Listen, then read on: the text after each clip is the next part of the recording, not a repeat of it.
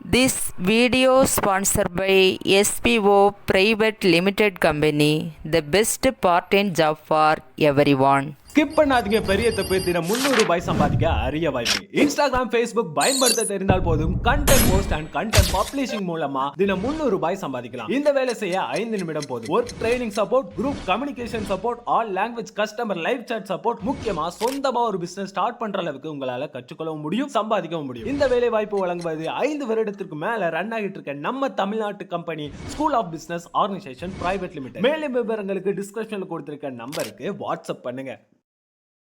Hello மக்களே, நம்ம சேனலில் புனித கிளாரா அவர்களின் வாழ்க்கை வரலாறு பற்றி பார்க்க போகிறோம். கிளாரா அவர்கள் இத்தாலியில் உள்ள அசிசியில் 1194ஆம் ஆண்டு பிறந்தார். இளம் வயதிலிருந்தே தன்னை கடவுளுக்கு அர்ப்பணிக்க விரும்பினார். தவ காலத்தில் புனித அசிசி பிரான்சிஸின் மறையுரைகளை நிகழ்த்தினார். அவரது போதனைகளை கேட்ட கிளாரா துறவியாக வேண்டுமென்று தனது 18 வயதில் தீர்மானித்து குருத்து ஞாயிறு இரவில் பெற்றோருக்கு தெரியாமல் புனித பிரான்சிஸ் அவர்களின் இல்லம் சென்று அடைக்கலம் புகுந்தார். அவர் இவருக்கு துறவற உடை அளித்தார். பெற்றோர் இவரை எல்லா இடங்களிலும் தேடி இறுதியாக கண்டுபிடித்து இழுத்து கொண்டு போக பெருமுயற்சி செய்தார்கள். இவரோ பீடத்தை இறுக பிடித்து கொண்டார். திடீரென தன் தலையில் இருந்த முக்காட்டை அகற்றினார். நீண்ட மென்மையான தலைமுடி வெட்டப்பட்டிருப்பதை பெற்றோர் கண்டனர். அதிலிருந்து இனிமேல் வரமாட்டாள் என்று அறிந்தார்கள். இவரை கொண்டு புனித பிரான்சிஸ் ஒரு புதிய கன்னியர் சபையை தொடங்கினார்.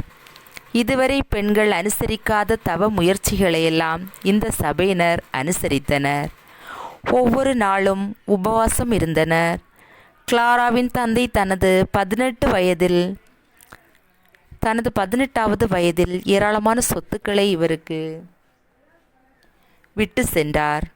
இயேசுவை பின்பற்றி தரித்திரத்தில் வாழ்ந்து வந்த கிளாரா அனைத்தையும் ஏழைகளுக்கு கொடுத்து விட்டார்.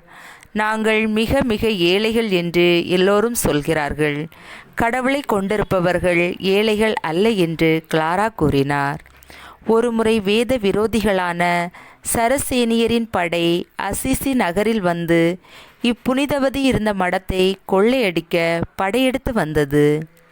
இப்புனிதவதி திவ்ய நற்கருணை இருக்கும் பாத்திரத்தை தனது மடத்தின் வாசற்படியில் வைக்க சொல்லி அதன் முன் முழந்தால் படியிட்டு, ஆண்டவரே, உம்முடைய ஊழியர்களாகிய நாங்கள் அவிசுவாசிகளான இவர்களது கைகளில் அகப்பட்டு அழிவது உமது விருப்பமா என்று மன்றாடினார்.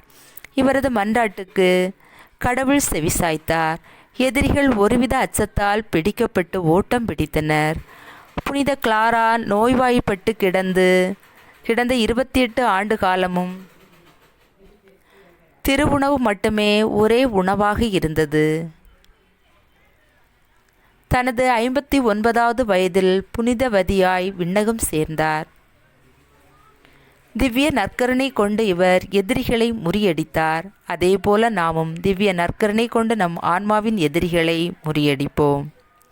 ஓகே ஃப்ரெண்ட்ஸ், இந்த சேனல் உங்களுக்கு பிடிச்சிருந்தா சப்ஸ்கிரைப் பண்ணுங்கள், லைக் பண்ணுங்கள், ஷேர் பண்ணுங்கள். தேங்க்யூ.